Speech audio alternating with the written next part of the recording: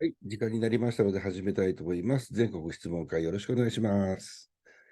はい、で、報告なんですけど、ちょっと24日にですね、子育てのメディカルアロマに特化してテキストを作ったんですよ。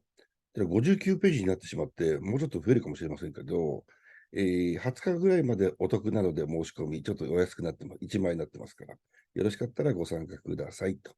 はい。それでは、質問ある人は手のマークか手を振っていただいたら、何々さんって私が言いますので、ミュートを外して質問を言ってください。お願いいたします。はい。どなたがいますか？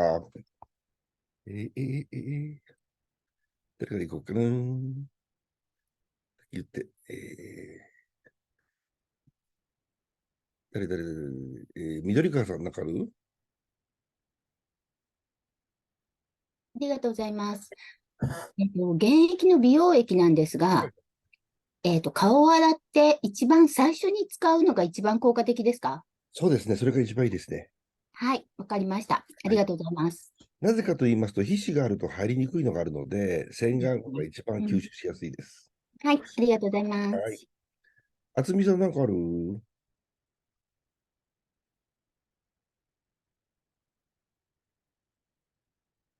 ミュート外して。はい。こんばんは。よろしくお願いしはい。ます。二つありまして、はい。はい。一つ目が、前に、私、美容液で、はい。ちょっとピリピリするんだっておはい。は話をい。させていただいたときに、多分パルマローザがはい。強いから、はい。まあ、薄めてそうですね。使うといいよっていう、はい。お話を受けて、はい。で、そこは良かったんですけれども、うん。今度、化粧水で、うん。えっと、ラベンダーとベンダーとローズウッドローズウッド、の、ラベンダーが3滴のローズウッド2滴2滴。のはいはい。普通の、前季節。からあった、美はい。白の、はい、はい。してた時に、私的にはヒリヒリしてなかったんですけうんど、うんうん。顔見たらなんかこう、多分血行が良くなったのか、顔わかる。赤くなってて、はいはいはい。で、かゆいわけでもなかったんですうんうんけど、ちょっとびっくりして、で、まあ、うん。はい。すぐ水で洗って落としたんですはい。けれども、はい。特に何もその後はなかったんでよかった。すけれど、うん。ローズウッドはこう、イメージで、的に美白っていうイメージだったの目ので、周りですか？ほっぺたあたり、あ、ほっぺたか。ほっぺた、そうそうそう。はい。すごいこう、血行が良くなった感じで赤くなって、そうですね。うん、ローズウッド血行良くなるんですけど、まあ細胞活性なんですけど、確かにフェノール係数ってありましたよね。抗菌の強さ。うん、で、パルマローザはフェノール係数12あったんですけど、ローズウッドのリナロール8あるんですよ。もしかしたらそれかも。ラベンダーはもう2とかなんで全然大丈夫なんですけど、ローズウッドがちょっと刺激になっちゃったのかな。そしたらもうローズウッドは次1滴ぐらいにして作ってみてください。はい。はい。あともう1点。はい、今私が持ってる はい。QOL のプランナーはい。の、はい。はい。えっと、テキストが、はい。10、12版、はい。12版の、うん。テキストで、うん。ページの最後は26ページなんですね。はい。はい。はい。で、多分、どんどんこう増えてきているときはい。に、はい。じゃあ私が、QOL を、うん。するときにってなったときに、一冊まだあるんですけれど、それは、はい。やめてって言ったら変ですけど、あ、じゃあそれじゃ使っていい、なくて、使っていい、使っていい。で、新しいテキスト一冊あったでしょ？はい。で、補足のところをちょっと言っていただければいいですよ。抜けてるところ。あうん。あと、化粧品のところはちょっとボリューム多すぎるんで、はい。さらっとで。はい。はい。あとはい。次に、先ほどお話があった24日の、はい。セミナーなんはい。ですけど、はい。はい。あれは、すみません、まだちょっと詳しくは見てなかったんですけれはい。はい。はども、い。あれは、例えば、もう B 全然の講座というか、誰でも OK。誰でも OK。はい。あと、アーカイブでも後で動画を見れますから、その日ちょっはい。と難しいなと思っても、後で動画配信いたします。はい。で、それは、誰でも受けられて、うん。逆に講座を、それを使って、広げていくって言ったときは、やっぱり、資うん。格が、全然ないよ、ないよ。全然いいのよ。今回の情報だから、自分であ講座に入れてもらって全然テキストも上げるし、全然 OK。で、もともとメディカルアロマって、子供も使えて、結構僕たちアトピーの子供とか、あと妊婦さんとかも使ってきたり、中学生になったり、まあ、小学生、高校生。だからそういう子供たちに全般でお話ししようと思ってるのね。で、ただメディカルアロマだけじゃなくて、やっぱり、不登校っていう問題もあったり、はい。実際に今、社会で子育てっていうのはすごく注目なんですよ。過疎化の街もあったりなんかして。で、まあ、商店街ですとか、自治体、そういうところに子育てのメディカルアロマって切り口いくらでも変えられるんで、それで使っていくとニーズがたくさんあると思うんで、もうメディカルアロマってもうこう狭く見ないで、本当たくさん使えますから、今回は子育てっていうキーワードでお話ししようかなと思ってます。あ、はい。ありがとうございました。あと、どなたかいますか？またいるかな。古橋さんどう？はい。すみません、ありがとうございます。はい。あの、動画、獣医さんの動画をたくさんはい。はい。配信してくれたじゃないではい。すか。はい。すごくありがたくって、はい、勉強になって。で、いい。昨日たまたま皮膚病のやつを見たんです。うんうん。はい。はい。で、その中で、ベタベタの子とかは、そうですね。ハイブリッドじゃない、違う違う、クレンジングするといいよっていうふうに、そうですね。はい。はい、おっしゃってて、うん。結構びっくりだったんですけど、はい。はい。そしたら先生がハイブリッドオイルが使えるんだよそうってそうそおっしゃって、それまたまあびっくりだったんですけう。ど、はい。はい。例えばそれをベビーオイルに変えるとかもできますか？ベビーオイルはね、そのまま浸水性がないんですよ。あだから、浸油性だけでベタベタしちゃって、ワンちゃんダメなんですよ。あ、ああ、はあ、はあ、はあ。ハイブリッドオイルは浸水性と浸油性、水にも油にも混ざるんで、まずうん、ここの、皮脂の油と混ざりますよね。うん、はい。それからお水で使うと取れるんですよ。ああ、はあ、はでも油は結局水に混ざんないから残っちゃうんですよ、そこに。あ。はい。と、お話ししてた、結局皮脂、油があると、脂肪症の原因になるんですよね。はい。だからそれだと取れないから油はダメです。あ、なるほど。ベビーオイルは。はい。あ、はい。じゃあ、はい。ハイブリッドオイルになんか、ラベンダーを混ぜるといい。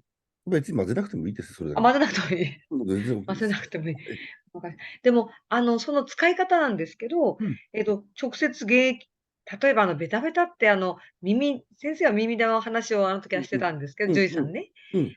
全身ベタベタの子っているんですよね。はいはいはいはいはい。そういう場合って、まあ、そうだっ手足、たらね、ハイブリッド使わないで、まず、ワンちゃんたち皮脂が多いと舐めるんですよ、自分で。はい。ただ、パグちゃんやなんかってシワのとこ舐められないじゃないですか。はあ、はで、舐めるって唾液が水じゃないですか。あ、はい。皮脂って水と乳化するんですよ、ある程度。はい。人間もそうなんですけど。だから、ラベンダーウォーターで拭いてあげるだけで皮脂取れます。ええ。だから、シワのとこもなんかもうラベンダーウォーターでちょっときれいに拭いてあげてください。それだけで、皮脂のコントロールできるんで。あ、絶対的だったら。例えばトリミングする場合は、じゃあ、拭いてからそうです、そうです。シャンそうです。プーしたり、はいはいはい。そのせあの、獣医さんが言ってた中和っていうのが私とっても気になって、はい、シャラベンンプーで中和できるんですよ。ラベンダーウォーターで中和する。普段、スキンケアはラベンダーウォーターでして、トリミングしたときには、シャンプーで中和して皮脂は取れますので、シャンプーで中和。シャンプーって、シャンプーのシャンプーって油と水混ざるんですよ。はい。シャだから、ンプーの前になんかクレンジングをしたらいいって、あの時獣医さんが。それはやっぱり耳とか部分的ですね、やるとき。部分的か。うん、あ、うん、うじゃあ、ん。全身にハイブリッドオイルをつけるとかそういうことはしない。しないしないしないしないしない。耳とか手足とかそういうそうです、そうです。部分的多いところ。な時に。あと、シワとかね、あんまり多かったらね。あ、そっか。うん。じゃあ、全身の場合は、特にその中あ、和は気にしないで。トリミングで普通です。シャンプーで中和して一回きれいになりますよね。はい。その後またすぐ出てくるわけですよ。皮脂がいっぱい出てくる。はい。はい。だから、日々ラベンダーウォーターでそれを乳化してあげて、薄くしてあげればいいと思います。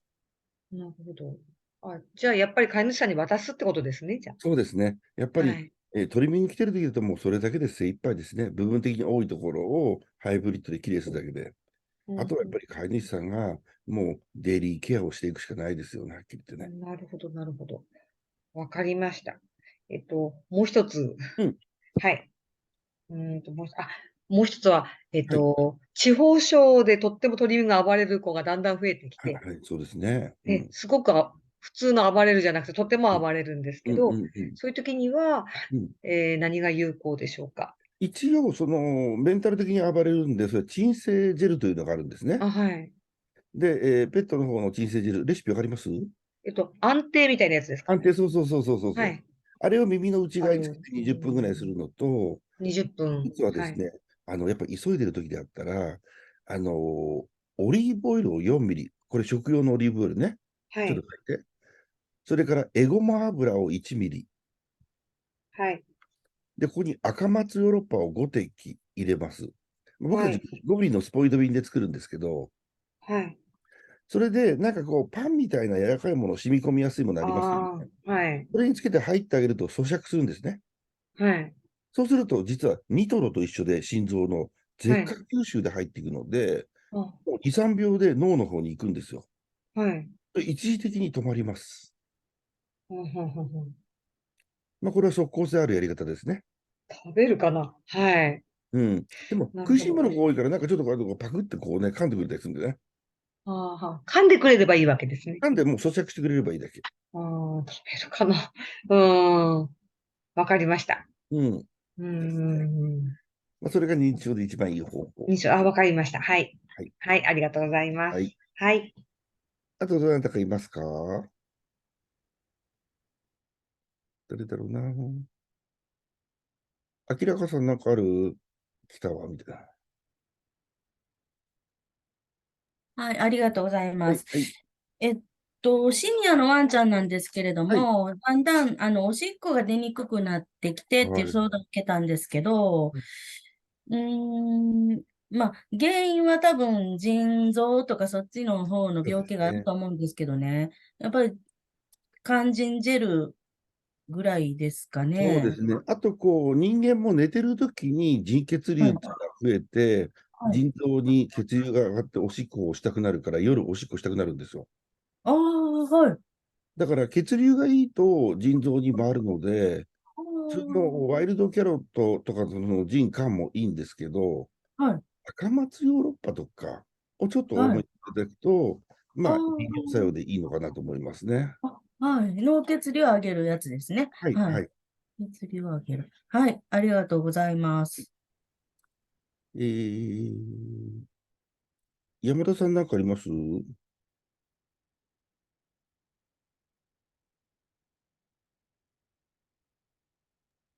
い、すいません。はい。今日はうん。聞く方で参加させていただきました。すいません。大丈夫ですよ。はい。はい。田谷先生は久しぶりね。ちょっと、まだ汗が引かないんですけど、ちょっと、話は聞かない。バレーボール。はい。お疲れ様。一つだけ、いやいや、はい。ラベンダー化粧水とかもダメになっちゃって、顔がうん。赤くなっちゃうのうん。が、病院に行ったら、うん。白症白症だって油が多いっはいて？で、アレルギーとかも検査しても特に何もなうん、く、うん、うわん。からないっていうことで白症になっちゃって、マラセチア菌うん。が増えてるんですかね。ワンちゃん、ワンちゃん。人間です。人間、そんなマラセじゃいないと思うけど、そんな。いないんですか？いないですよ。逆に言うと、はい。本人だったら、僕、外で日光アレルギーが感じられる。それがですね、引いたり、うん。時々、だから何かがあって出るんだと思うんですけど、その何かがまだうん。本人も分かってなく、出たうん。り消えたりしてるって。多分アレルギーないで日光アレルギーがあると思いますよ。うん。例えばだから、その赤いとこにミラクルイオン水とかはダメですかね。ミラクルイオン水、なんだろう、マラセチアないと思うけどな。白症うん、って言われたって言って、なんか高い化粧品みたいなの売りつけられたって言って。それ皮膚科ですか？皮膚科、アレルギー皮膚科両方行ったみたいで、どっちちょっと怪しいな。皮膚科でそんな高い化粧品売らないな。アレルギーかな。うん。ちょっとやめた方がいいんじゃないですか、お医者さん。何も結局塗れないらしいんですよ、それしか。別に、何をちょっとミラクルイオン水使うのもいいけど、長い間と常在菌も殺しちゃうから、そっかそっか。逆に、大佐さん持ってたらピオニールの方がいいよね、常在菌増やしてね。ピオニールか。そうすると常在菌増やして、他の菌も殺してくれるんですよ。他の菌を。そう。悪い菌は殺してくれるんで、はい。うん。そしたらピオニールにそれが一番いいかな、実際。うん。はい。ですね。ありがとうございます。はい。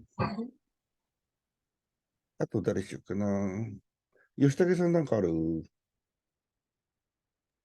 すいません。今、はい。音大丈夫ですかね。音大丈夫だよ。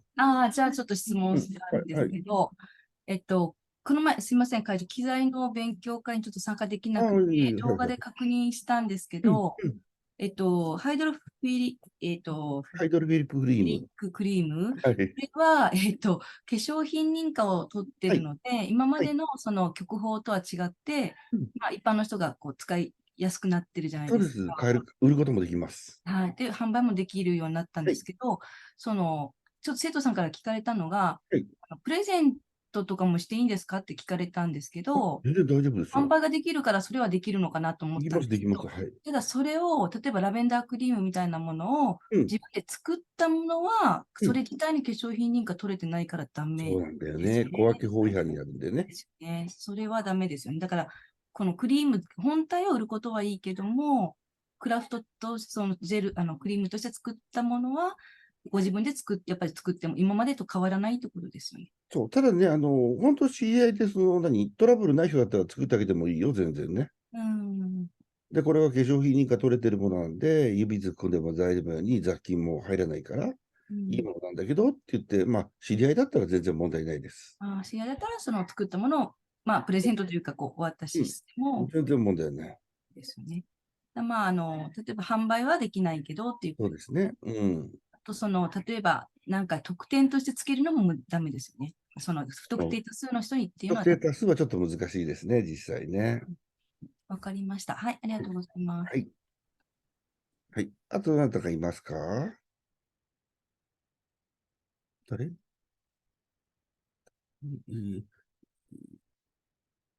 誰だ上野さんなんかある？たまに。上野さん。ありがとうございます。はい。以前にうん。犬に噛まれた時のはいはいはい。ジェルっていうのを、どなたか、ね、会長にお聞きになっはいて、レシピを伺ったと思うんですはい。けど、はい。それって、うん。犬が犬に噛まれた時でも大丈夫ですか？大丈夫ですよ、全然。大丈夫ですか？ただ、深さとかあるじゃないですか。ええ、表面的でもう感染がないかな、大丈夫だったら、普通のそれこそラベンダースピカとか、ラはい。ベンダーアングスレでいいんですけど、逆にちょっと傷があって雑菌入りそうだなと思ったら、パルマローザとかクローブとか、クローブの方が強いんですけど、はい。あまりひどかったらクローブ入れた方が菌を殺しますからいいですよね、全然ね。じゃあ、パルマかクローブかどちらかっていうそうですね。ひどかったら感じですか？僕はね、クローブ2滴ぐらい入れます。ラベンダー3滴。2滴。ラで、ベンダークロー3滴。ブの方は反根形成もあるんで、傷を治すのもいいですよね。はい。で、ラベンダースピーカーも入れておくと、また倍に傷直してくれますね、反根形成ね。そうですね。わかりで、ました。中間ぐらいだったらパルマローザ3滴とかでいいかもしれません。 3滴ですはい。ね。その傷の状態によってはい。ですね。で、ジュクジュクした感じの時っていうそのは、れだったらね、クローブ入れた方がいい、クローブ入れた方がいい。クローブ。わかりました。で、例えば何日かしてもなかなか治らないとか、はいはい。美容院にかかるタイミングっていうのはありますか？まあ、大体噛まれるとするじゃないですか。噛はい。まれたらすぐ今のその傷のジェルをつけますよね。はい。で、ちょっとこれ、可能したつがぐじゅぐじゅしてきたら、僕はね、オレガノカプセル飲ませますね。こ抗生れが剤の方。うん。はいはい。それで傷の薬を使いながら3日しても傷が良くならなかったら、はい。炎症が収まらないとか、はい。膿が出るようだったら僕、お医者さん連れてきますね。3日ですね。目安は3そうですね。日。はい。はい。ありがとうございます。で、なんでもう一つ、実は大丈初歩的な夫。はいはい。質問、はい。いいですか？うん。ラベンダースピカと、はい。もう一つラベンダーなんストイカス。でしたっけ？スストイカス。トイカス。うんうん。ストイカスは、うん。ケトンが多いので、はい。スピカの方がいいっていうことでそうですね。まあ、いいんですか？ケトンの多さで言うと、ストイカスだったら僕、ストイカス使っちゃうと思いますよ、実際。そうなんですか。多いけど、滴数減らします、そしたら。ああ、なるほど。スピーカー2滴使ってたら、僕、ストエカスしかスピーカー切れちゃったら1滴使って入れますね。一滴で。はい。あ、倍以上わか入ってります。ますから、多分、ストエカスの方が。そうですよね。結構、はい。量、ケトン多いですよね。そうそうそうそう。そうですね。はい。わかりました。ありがとうございます。だから今、とってもいい質問で、ウールさん逆に、成分がちょっと量を知ってれば、使い回し精油できるんですよ。だから僕が言ったのは、一応、なんだろう、よく使うところを言ってるので、自分の持ってる精油の成分を調べてみて、あ、今回この成分が必要だから使ってるので変えてもらって結構です。ね。はい。ありがとうございます。はい。それでは、あと誰米田先生なんかある？はい。はい。夏にうん。たくさん熱中症の勉強をさせていただいはいはいたんですけどはい。も、なんかちょっと一つ疑問が出てきまはい。はい、いいして、ですよ。はい。熱中症になると、うん。熱って出るものなんで出ます、すか？出ます、出ます。あー結構出るんです、これが。は出るんですね。それは普通の、例えば、今コロナ流行ってうんうんるうんうん。もうそれと比べようがあるで難しょうか？しいです、はっきり言って。ああ、そうなんです。はい。まあ、インフルエンザも分かりにくいんですけど、今のコロコロちゃんも分かりにくくて。うーん。で、実際に熱があるとき、ちょっと熱中症の方で、前お話ししたんですけど、目を冷やしてください。多分ね、インフルエンザの時もそうだと思うんですよ。目のこの眼球の温度が上がると、当然熱あると上がりますよね。そうすると白内障が早く進むみたいなんですよ。ですから、普段ちょっと熱出たって風邪でもそうなんですけど、目も冷やすっていうのをやってると、白内障の確率を、減らせることができるかなっていうのは、この間、学会発表でありました。はい。ありがとうございます。あと、熱中症はやっぱり、初期段階がちょっと中度になったかが分かりにくいんですね。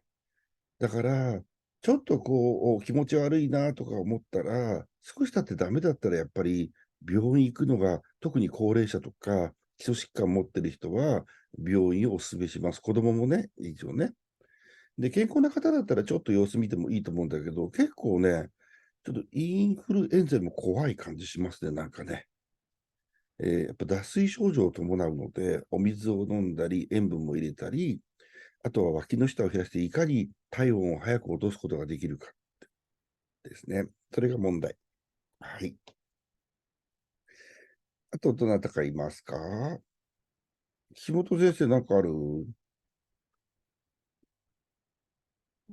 なんかもう、老犬のウニ君がちょろちょろしてるので、落ち着いえいえ。かせて聞いててすいません。うん。あの、多分歯医者さんだと思う。うんうん。また自分のことです。最はい。近なんかもう体調が落ちてるみたいで、うん。何かあるといつも起きないことが日々起きるんですけれど、はい。歯医者さんとかで詰め物とかでははい。ないったのかなと思うんですが、うん。次の日にうん。まぶたが腫れてたんですね。はい。で、多分両目が腫れて耳なんだけど、片方の方がひどく出てるのかなっていう感じだったから、はい。そういう歯医者さんとかそういうものとかでも、やっぱうん。体調が落ちてると、そういう反応が出るのかなだとなるほど。か、あと、唇が全部荒れるのではなくて、うん。口だけが荒れてるんです。どこだけ？唇の縁だけあ、が。口だけが。はいはいはい。それって何なんだろうなとか、自分で調べもせずに聞いて申し訳ないんですけれど。まず、歯医者さんに行って、その目が腫れるとかいろんな症状が出るというのはあります。やっぱりストレスになりますから、免疫が落ちて、そうなることがあります。で、よく歯をいじると、僕もあったんですけど、蓄膿症だとか鼻の方もつながってて、結構来る場合がありますね。やっぱり免疫落ちちゃうんでしょうね。蓄膿症の菌が増えちゃったり、奥歯なんか特にやるとなったりしますよね。よく。それでなくても夏バテ気味だったから、疲れてるからなると思います。はい。あと、唇に関しては、やっぱり舐めたりするじゃないですか。真ん中辺は。で、周りってやっぱり乾燥しやすいんですよね。そうすると周りの方だけが荒れることってあると思います。なるほど。あと、しょうもない質問で、はいはい。ピオニール思い出すんですけど、ピオニールをはい、使いピオニール。乳液、ちょっと乳液風にしたちょっととろみが欲しかったんですね、ほう自分ほ自身は。う。うん。その時に、ナチュラルモイストジェルうん。と混ぜたんです。うん。それって無駄になっちゃいますか？光当たらないようにしてください、ピオニール。一応、UV のフィルムに包おんで、お。ジェルと混ぜ、当たったら大丈夫ですよ、全然。そしたら大丈夫。ピオニールの効果っていうのもそのまま継あると続思います。ありました。ただ、ピオニールは一番交換差早くて、24時間なんですよ。はい。だから、開けてる時間がちょっと触れる時間、光に触れるのが、1時間あっただけもだいぶ劣化するので、気をつけてくださわかりました。ありがい。はい。とうございます。あともう体力戻すのは免疫ですよね。あと、睡眠っていうのもあるんですけど、あとやっぱり人間って結構食べるっていうのも結構体力戻るんですよね。なるほど。はい。だから点滴だけでいつも栄養とっても、やっぱり食べてって栄養とったのと全然違いますからね。食べる、寝るっていうのが一番いいかな。で、寝るのも、そんなに無理して寝なくても、疲れたら寝る、疲れたら寝る、間で寝てるだけでも結構体力戻りますから、とにかく無理しないのが一番です。涼しくなるのを待ちます。すいません。あと、エアコンかけてちゃんとね。かけてます。はい。ありがとうございます。怖いです。はい。はい。ありがとうございます。はい。あとどれだ一周したか。一周したか。一周した。あとなんかないない